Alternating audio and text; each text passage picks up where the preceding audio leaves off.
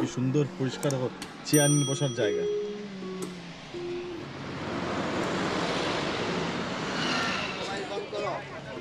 Mobile বন্ধ করে প্যাকেটে রেখে যাও, মোবাইল অ্যালাউড আছে।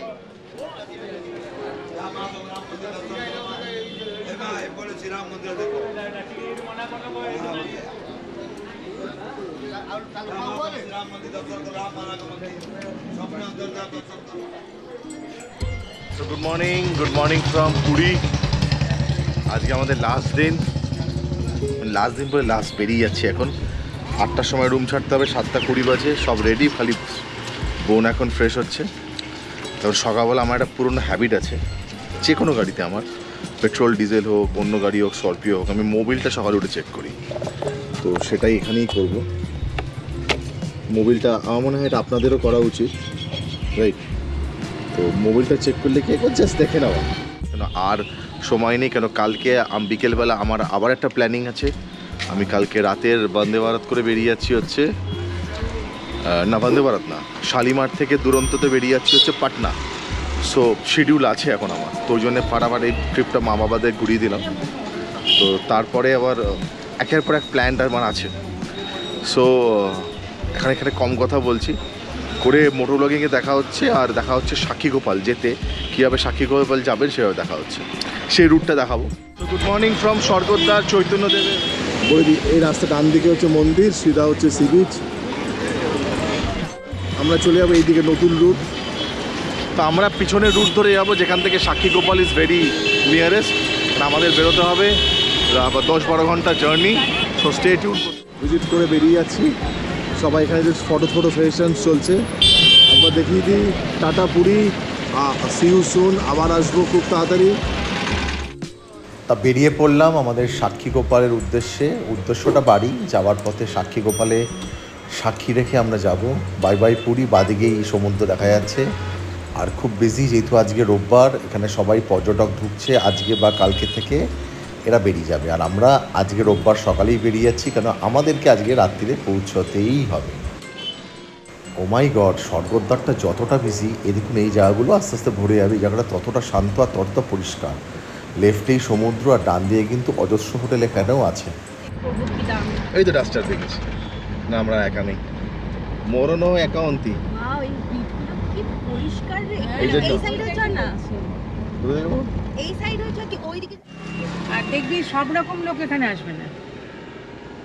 তো কেমন হলো পাস আমাদের এই শর্ট ট্রিপ? ভীষণ ভালো হলো। এখন তো বাড়ির দিকে যাচ্ছি, খুব মনটা খারাপ লাগছে, মনে হলো যেন আরো কিছুক্ষণ থাকলে ভালো হতো। তো জয় জগন্নাথ বলে বাড়ির দিকে রওনা। তোমার কেমন লাগলো? ফ্যান্টাস্টিক। জয় জগন্নাথ। বুঝলো কি সুন্দর পরিষ্কার চেয়ার নিয়ে বসার জায়গা। ভুবনেশ্বর এখান থেকে 67 কিলোমিটার, সেটা সাক্ষীগোপাল ডাইরেকশন মার। এটা নিউ রুট থেকে ব্যাক করছি আমি, এর আগে কোনোদিন যাইনি, বাট এইটা নিউ রুট। শুধু হাইওয়েজ বানিয়েছে এটা একটা। খুব সুন্দর। এটা এখানে তাজ আছে, কত সিকিউরিড এরিয়াতে লিটারালি, মানে হ্যাঁ, তার মানে এখানে কতটা তখন দেখি এদিকে এদিকে, বুঝতে পারছিস? ও এখানেই নিশ্চয়ই কোনো ভিভিআইপি আছে। সো ভুবনেশ্বর 67, পিপিলি 38, সাক্ষীগোপাল 23, ওকে, ব্রহ্মগিরি 23, শতপদা 50। সো হর হর মহাদেব, জয় জগন্নাথ। একদম ভালো লাগে কিছু কিছু জায়গা থেকে, মানে কিছু কিছু জায়গা, যে কোনো ডেস্টিনেশন থেকে বাড়ি ফেরার নাম শুনলেই তখন কান্না পায়। তো দেখতে দেখতে 4টে দিন, প্রায় 3টে দিন চলে গেল। সত্যি মানে এত সুন্দর। আর পুরী হচ্ছে it's like second home for everyone, যেখানে আপনি লাক্সারি, সেমি লাক্সারি, একদম চিপ, যেভাবে আপনি নিজেকে রাখতে চাইবেন আপনি এখানে কিন্তু সেইভাবেই স্পেন্ড করলে আপনি সেইভাবেই আপনার লাইফটা এখানে কাটাতে পারেন। নট দ্যাট কি এই এত টাকায় নিয়ে আসতে হবে তা। Changing, days are changing, Puri is changing, Digha is changing, Mandarmani is changing, we are changing.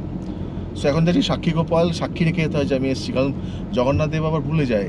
মানে বেসিক্যালি আমরা এসআইআরের পর একটা হাজিরা দিতে এসেছি, এই এসআইআরের ফর্মটা সাইন করে যাবো হচ্ছে সাক্ষীগোপাল, যে আমরা এসেছিলাম, ঠিক আছে? তো ওখানে তাহলে আমার এই সেম রুটটাই ধরবেন, একদম স্ট্রেট 23 কিলোমিটার টু সাক্ষীগোপাল। তো স্টে টিউন, কোথাও যাবেন না আমার সাথে।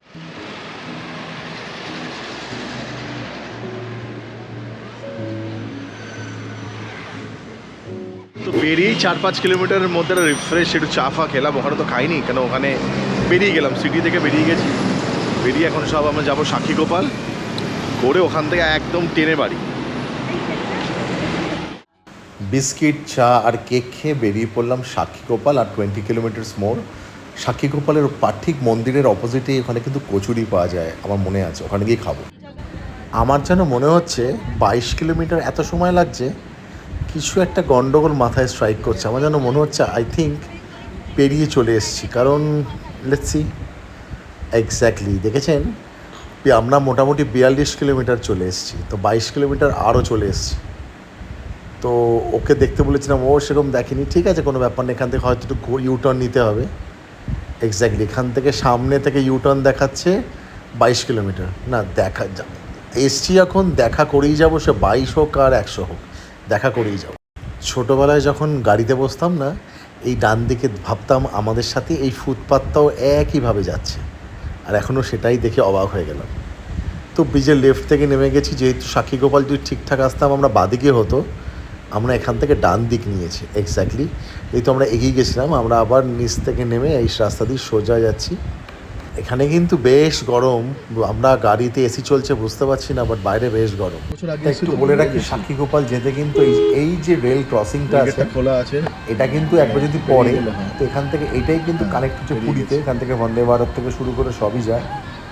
আর যদি মালগাড়ি পাস হয় তখন অনেকটা ওয়েট করতে হয়, সেটা আবার আগের বারে আমি ফেসে গেছিলাম। তো এইবার কিন্তু বেশ খোলা পেয়েছি, ডান দিক বাদিক পুরো ফাঁকা, কোনো ট্রেন নেই। একদম ওই যে টেম্পলটা দেখা যাচ্ছে, এক্স্যাক্টলি একদম পুরোই অস্পষ্ট ছিল, মনেও ছিল এই মন্দিরটা। এখন মানুষ আমরা ফ্যামিলি মানে 4 জন, গাড়িটা চেঞ্জ হয়েছে, জায়গাটা সেম আছে, আর খুব সুন্দর। সো এখানে পার্কিং, সাক্ষীগোপাল পৌঁছে গেছি, গাড়ি এখানে পার্ক করেছি। 40 রুপিস হচ্ছে, যতক্ষণ আপনার লাগবে, বেশিক্ষণ লাগবে না। তো সাক্ষীগোপাল ঢুকতে এই হচ্ছে, ডান দিক বাদিক হচ্ছে খাওয়ার দোকান।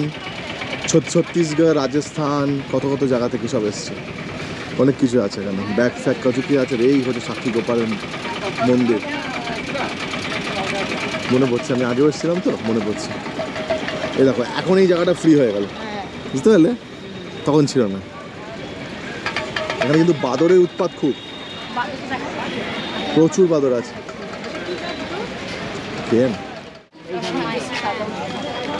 এই হচ্ছে আমাদের সাক্ষীগোপাল মন্দির।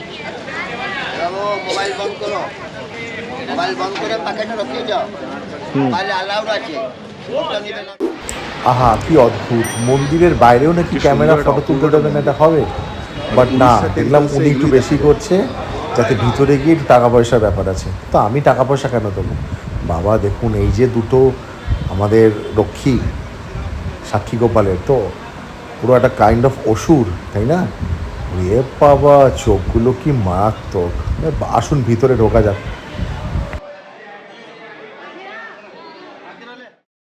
সাক্ষীগোপালের ইতিহাসটা আমি অতীব সংক্ষেপে বলি। প্রথমে দেখুন, মন্দিরটা খুব সুন্দর। সেটা হলো পুরীর জমিদার বৃন্দাবনে গেছিল দর্শন করতে, সেখানে গিয়ে খুব অসুস্থ হয়ে পড়ে।